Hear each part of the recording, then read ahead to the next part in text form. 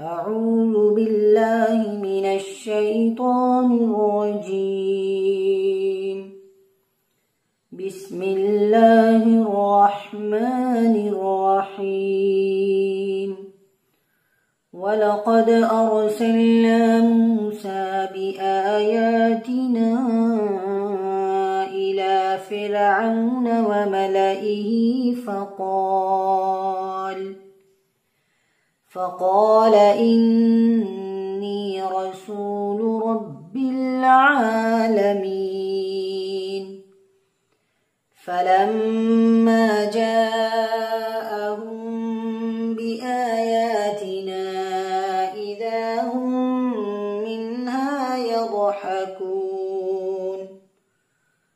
وما نريهم من آية إلا هي أكبر من أختها وأخذناهم بالعذاب لعلهم يرجعون.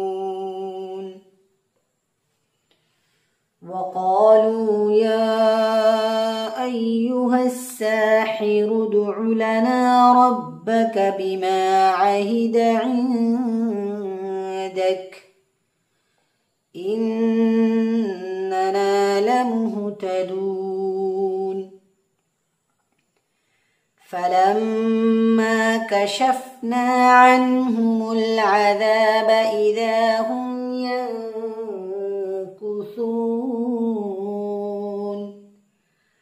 ونادى فرعون في قومه قال يا قوم أليس لي ملك مصر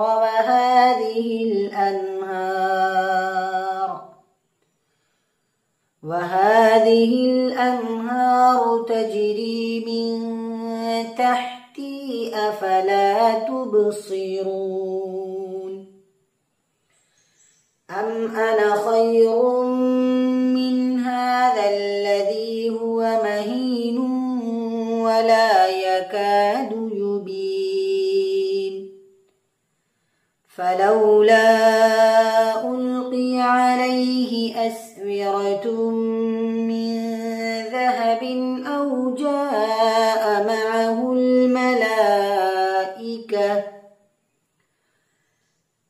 جاء معه الملائكة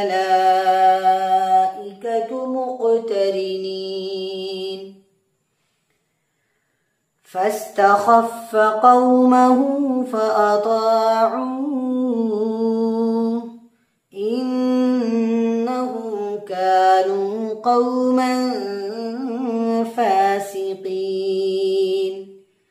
فلما آسفونا انتقمنا منهم فأغرقناهم أجمعين.